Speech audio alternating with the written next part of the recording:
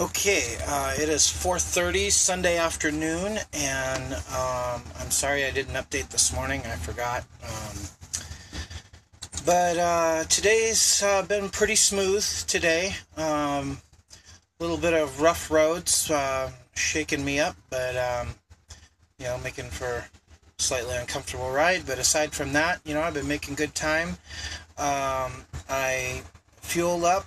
Or no, I already fueled up this morning, so I headed out. I just stopped again for another fuel up. I'm in South Dakota at the I-90-82 interchange. I don't know what the name of this town is. You know what? I just purchased something at the truck stop here, so probably has the name of it on the receipt if I care to take a look.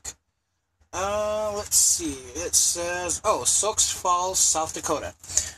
So that's where I am now. It's about 4:30 in the afternoon, South Dakota time. That would be 2:30 back home. So my goal is to make it to Rapid City today. The hotel I stayed in last night. Now, this customer has an account with Motel 6 that I can use while I'm servicing his accounts. And so I stayed at the one in Waterloo last night, Waterloo, Iowa. And I read the reviews, and the reviews scared me. I mean, most of the reviews, there were a couple of good ones in there, but most of them were really bad. So I was expecting the worst. When I got there, I was pleasantly surprised to see that although it's an older building, many updates have been made in the room. It has hardwood floors, which means you don't have to worry about dust mites and bed bugs and that kind of stuff as much. The beds were clean. I didn't suffer any bites this morning from bed bugs, so as far as I can tell, it's bed bug free.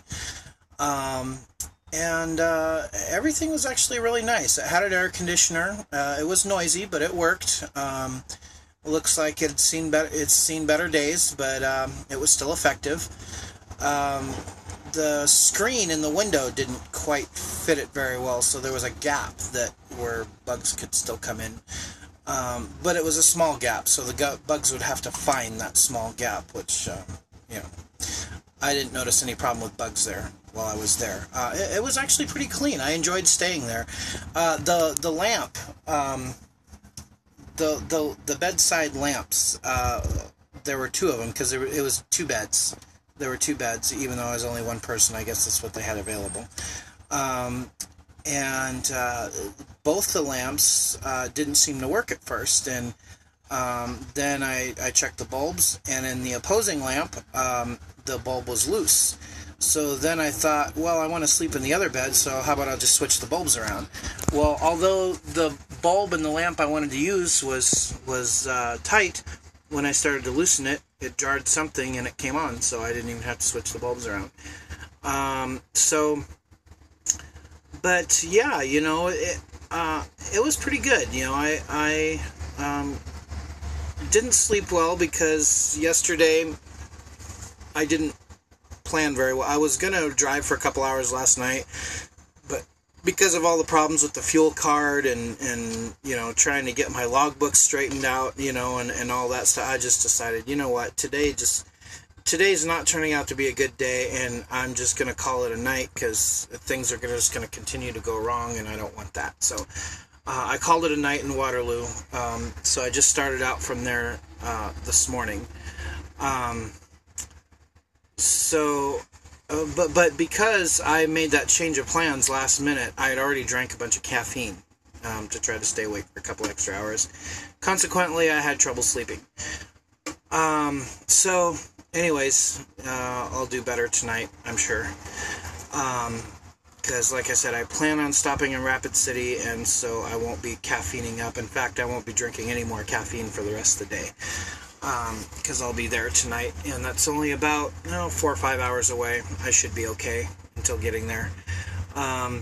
So anyways, it was a good motel. I'd stay there again. It's definitely not a luxury suite, but it was nice. It had a little desk there, and it was nicely finished, and It had a big screen TV, which I never used because I didn't have time. I thought about it for a minute, but I thought, no, I really need to get my sleep. So I decided against turning it on. I had a remote control I could have used if I had chosen to do so. So I just refueled. I went, let me see, I've gone in this truck now. Let's see if I can get the mileage. 335 miles. Now remember, it was dead empty when I first got this. So 335 miles, and it took $140. So, you know, I've been averaging about 4 or 5 miles to the gallon. You know, it's, I think, a 75-gallon tank. I'm thinking, how many gallons did it take? I'm curious to know that now. Let me see. I didn't even think to look on the pump. I wanted to do that, but I forgot.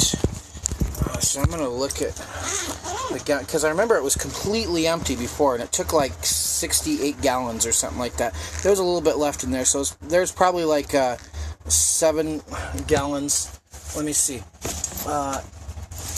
The first time I fueled it, when it was dead empty,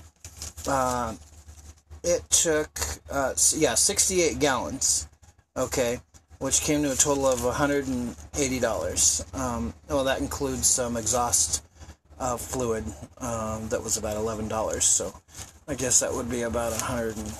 Oh, it says 170 for the fuel. Yeah, it itemizes it.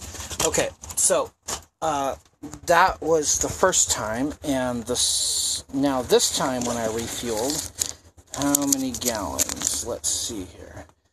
It took 58 gallons, yeah, so, because I didn't run it all the way down to empty. I never want to run it that low. That was scary. I mean, I didn't even think I was going to make it to the truck stop. But anyways, so yeah, it used 68 gallons to go. Here, I'm just trying to. Sorry, I'm off camera for a minute. I'm just trying to put these logbooks away here. Okay, so that was 68 gallons for about 335 miles. So I'll probably have to fuel up. I'll fuel up again tonight. I don't know. I'll have to do the math. I'm not going to do it now because I don't want to make my brain hurt. But anyways, I got a ways to go yet, so I'll probably have to fuel up. Maybe 2, 3, maybe 4 times. I don't know. Before I get to Spokane. So anyways, I'm gonna hit the road. And I'll check in again after when I get to Rapid City, unless anything exciting happens before then. All right.